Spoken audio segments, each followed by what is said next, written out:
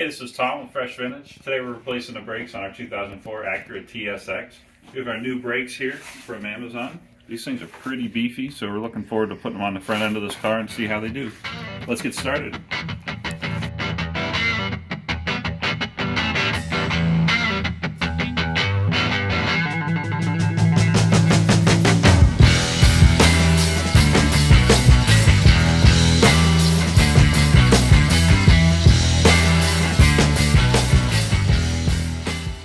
So we're jacking up the car here, and there's a subframe underneath the car, which is most any modern vehicle here. Just making sure we have enough space for the jack stand.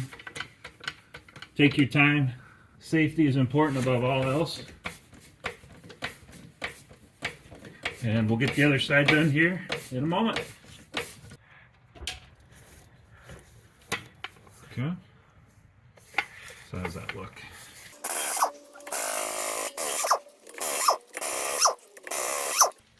Alright, let's take a look and see what these things look like.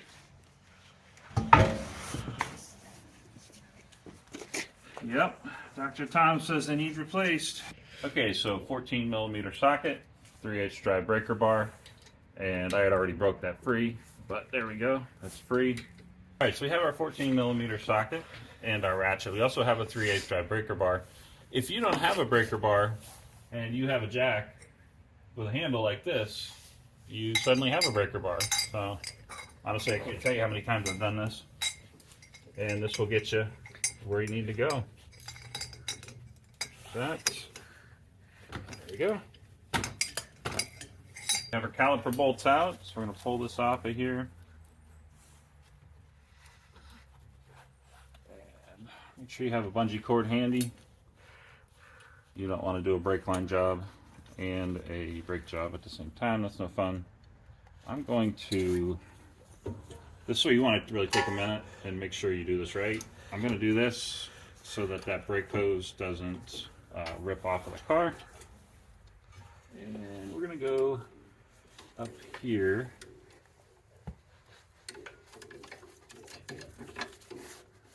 The hard part is making sure this doesn't hang down too much. So let's see what that looks like. I think that looks good. There we go. All right, let's see what these brake pads look like. They're not too bad, but then again, we're already here. We have the brakes, so we're gonna replace them. And if your rotors are shimmying, you have to go this far in to get these off anyway, so you might as well just replace everything. But let's go ahead and get our screws out here. This is a impact screwdriver. If you've never seen one of these before, as you hit this mechanism inside turns with the goal of breaking these free, because you can see whoever did this before, they put anti-seize on here, so good job whoever did this before. But most of the time these things are rusted to death, and this is the number one thing that's going to hold you up from getting this done. So let's go ahead and get the Phillips here. Make sure this fits right. And let's just make sure this one is actually a little smaller. What you don't want to do is use too small a one here and then like strip that out, so to speak, and then you're sitting here trying to drill out the screw heads. So that one feels like it's the tightest. And I'm just double checking. There's a long one in here, like a deeper one, because you do get into situations where you would need that. But I'm going to go ahead and use the shorter one, and then we'll get our hammer, and we're going to start hitting this here. Alright, so we have our impact screwdriver, and we have our Phillips here. As I just mentioned, make sure you take the time. Make sure that fits as snug as possible, because you don't want to strip that out. But the idea here is as I hit this mechanism inside here turns. Because these have anti-seize on them, they should turn fairly easy, but we're going to give this a try right now.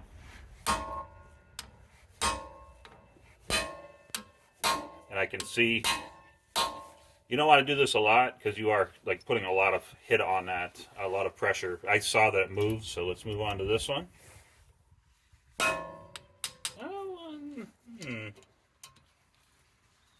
It's moving, okay. There we go. I just hit it way too many times for nothing, so.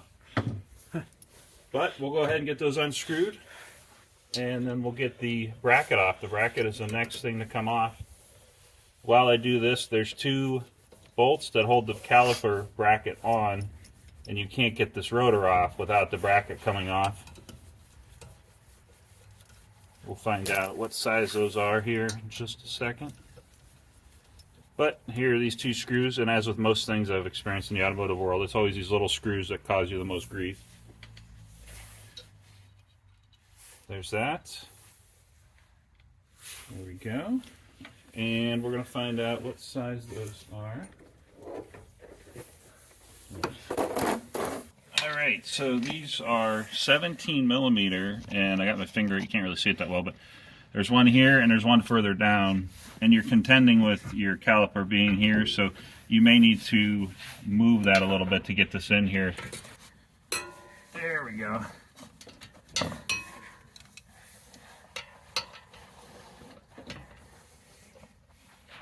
Alright, so we'll finish these off with a ratchet once we get them broke free. And as you can see, the hard part here is your breaker bar doesn't let you ratchet. So that one's broke free. I will use a ratchet on it to finish it off. Let's get the bottom one here. There we go. I'm making sure it's on the bolt head solid because you don't want to strip that. There we go. Yeah, so bravo to whoever did this before, because the thing you want to do is, you know, if you're going to own your car for 10 years, you're probably going to put 2 or 3 sets of brakes on it, maybe more. You saved yourself a lot of headache by putting that anti-seize on there. So anti-seize, anti-seize, anti-seize most all these bolts. As long as you have the right torque on them, this will make your life a whole lot easier in this exact situation.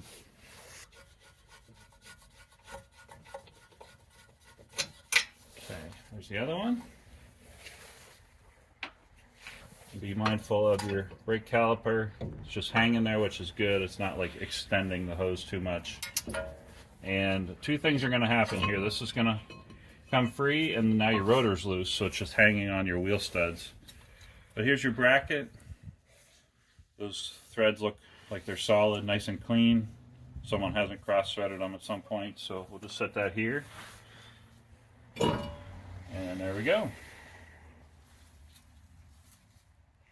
You could probably turn it, but you start seeing the pits, and you could probably get 1 more year out of them, but it's better to replace them.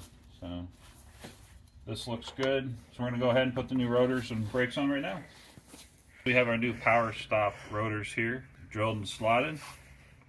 And with that, each one of these has a marker on it just saying where they go in the car. If you've never done an Acura or Honda brake job before, you want to look for the screw holes here and make sure they line up with the ones in the hub bearing assembly here. So we're going to go ahead and get that lined up there. There we go. And we have new screws for these holes, but we do not have any anti-seize, so we're going to actually reuse the old ones because there's plenty of anti-seize on there. And we're going to go ahead and put those in. And make sure you don't cross thread those. So I'm actually going to back this up a little bit. Okay. And then I'm going to carefully, yeah, it's going nice and smooth. And here's the other one. There we go. That's exactly how they want to go in. If they start getting hard turning in, you need to stop and get that back out of there because it's cross-threading. So there's that.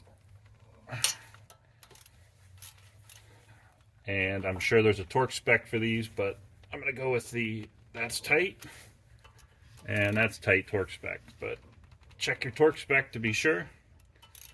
And we're going to go ahead and put our caliper bracket back on now. So normally with new rotors, we have some kind of film, like a protective layer on here, which is basically grease to keep them from rusting. These actually feel pretty clean, but we're going to go ahead and throw some brake cleaner on them. Just a quick spray, just to get this stuff, any remaining whatchamacallit on here. And we obviously have a tray, a pan I should say. Just make sure you don't get it in the ground. That's all we want to do.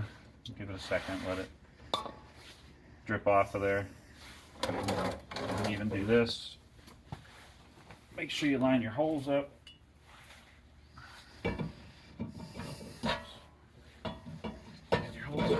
we go. And we'll go ahead and put our screws in. All right, so we have the caliper bracket here, and we're gonna take a step back and take the actual brakes and look inside the box here. I've already taken this stuff out, but you obviously have your brakes and your brake grease here for the actual brackets here, the metal brackets. These are what the brake pads themselves actually sit in, and they move back and forth. So it's definitely important to make sure you take these and replace them. And they should pop right in like this. You may want to have gloves on. They're not sharp, but they're potentially, you could cut yourself. Do this. And I won't put the brake grease on these yet, the what's the official name here? Silicone brake component lubricant. I won't put that on yet because I don't want to make a mess of this, but these also come in the kit for replacing here, but these feel and look fine. They don't look like they're cracked or ripped at all. So we're going to go ahead and put this back on the car right now. So we have our 17 millimeters, and make sure you carefully move your brake caliper here.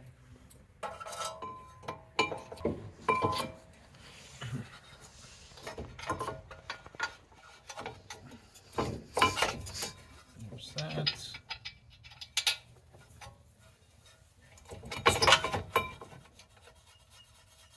There's that one. And another 17 millimeter. These already have anti-seize on them, but if you do not have anti-seize on these, take a minute and get some anti-seize and throw it on there.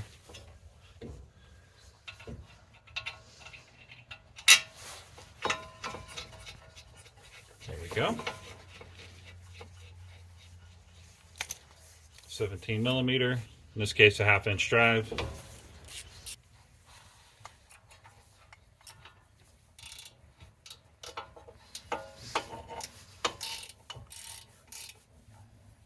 That one's tight.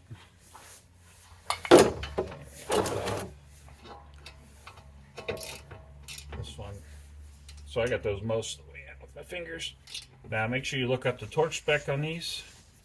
We're going to look that up and tighten these down here. And we're going to put the brakes on next. Alright, so we have our Powerstop brakes here. These are carbon fiber ceramic brakes, and these actually have a carbon fiber infused, so it's not all carbon fiber, but it's a mixture of carbon fiber and ceramic. And these things look really, really solid, so we're going to put them on the car here, and I'm excited to see how they do longer term. We'll go ahead and get them out of the package here.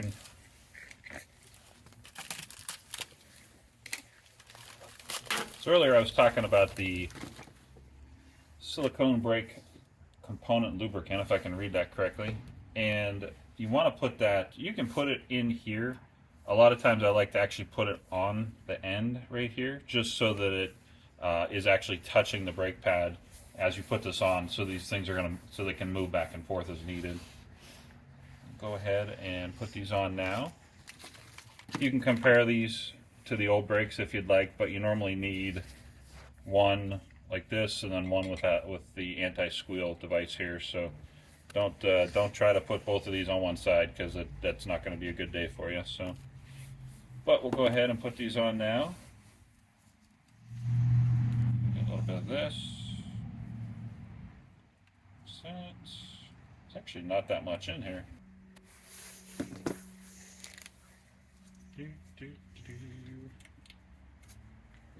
This, and we'll put this on this side.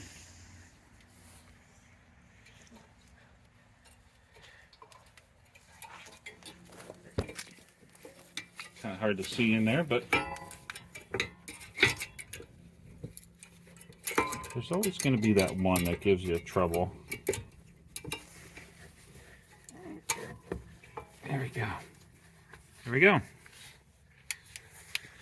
Okay, so we're getting ready to put the brakes back on. We have the brakes here. We're going to put the caliper back on. But when you stop and think about this, you've been slowly wearing down your brake pads and caliper. I'm sorry, your brake pads and your rotor. With that, you see the new brake pad is thicker, and then you combine that with the other new brake pad that's thicker and the rotor that's thicker. Suddenly, your caliper is, the piston inside of it is actually out too far. This needs to pretty much be flush with right here. So in order to do that, we have a power built kit that we rented from Advanced Auto Parts, master disc brake kit. Make sure you open it on the other side. It says right here, this side up. Do this, open this. Now, you could just rent one of these, period, for any brake job, because this has pretty much any hex or Torx bit in here. This also has smaller wrenches if you're actually cutting brake lines. That's a whole other thing we're not doing here today, but in this case, we're going to utilize, this is for the front piston, and we have one. Advance also sells this by itself, so you can go to Advanced Auto Parts and buy one of these.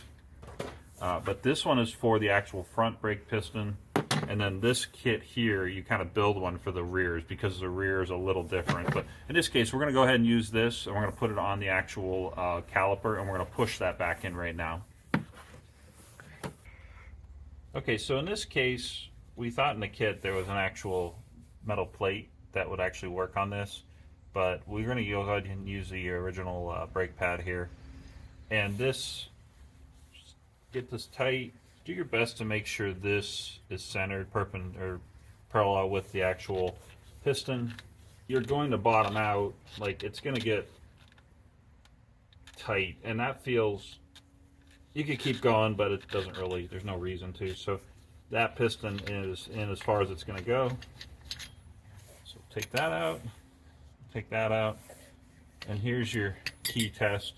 Also, while you're doing this, we'll take a second and say, take a look at this surface. These will crack over time. I've had many of these I've had to change because this piston surface is cracked. So if you see any cracks in here, you need to stop and go buy a new caliper, because that's not safe. So, but this one looks solid, nice and clean, no cracks in it. So this should slide right on here, just like that. Okay, so this will slide right on here, and I'll make a note here to say these are actually stuck out a little tiny bit, so we had to tap them in and just gingerly tap those. Eventually they'll move to where this will slide into place like that. And then we have our caliper bolts here. These should go in fairly easily, but you do have two new brake pads, a new rotor. You just moved everything, so have a little tiny bit of patience and just slowly get these to go in, making sure they don't cross thread. But those are going in. Have our 14mm here. That one's snug. Torque spec for these on the screen here. And that's tight. And we'll torque these down to the right torque spec. Okay, so we have everything reassembled here. And just a note, don't make the mistake of thinking, oh, it's tight, it's good. It's actually turning here. And there's a bolt head, if you will, there, an actual spot where you can put a wrench. This is not at torque spec, so to speak. You want to go ahead and get a 19mm and give it that extra torque. Like, there's still plenty more. Like, that was actually kind of loose. That's tight. We'll make sure it's at torque spec. But this here, yeah, don't make the mistake of thinking it's tight enough once that starts spinning, because that could eventually come loose as you're driving. But we're going to go ahead and tighten down the bottom one here. Everything back together here, everything's tightened down, torque spec. From here, we're going to go ahead and put our wheel on. And nothing fancy about putting the wheel on, but we're going to go ahead and do the other side here, and it'll be much faster. But we're going to tighten this down, put the other wheel on, or we're going to place the brakes here on the other side right now. Alright, so we got our impact here. We're going to go ahead and torque these down, or not. Reason being, these are not aluminum lug nuts, but the studs that these are on are aluminum studs. So do not do this, because there's a good chance this has enough torque to actually break that wheel stud. These are calling for 80 foot-pounds of torque, so you can put them on here like this. You can get them finger tight, so to speak, but definitely don't hit these with the impact, because this is probably 200 to 300 foot-pounds of torque. And I've heard stories where people take these to some quick lube and they bust a wheel stud completely right off the car. So we're going to actually torque these down with our breaker bar, with our torque wrench, but we're going to make sure it's at 80 foot-pounds. And then we're going to go ahead and take the other side apart and change the brakes.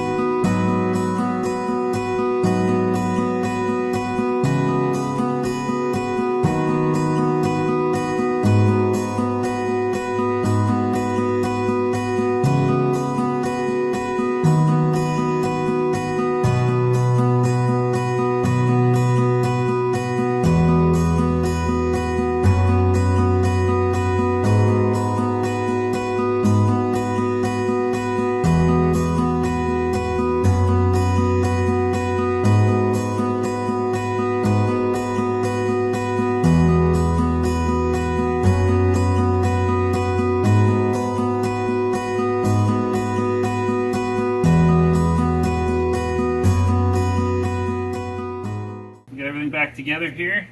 I'm gonna put the wheel on. Alright, so we got our brakes done here. We're putting the wheel back on. Stay tuned, because if you have one of these cars and you want to do the rear brakes on it, you can watch that video right here. And with that, please subscribe if you're down for more DIY videos.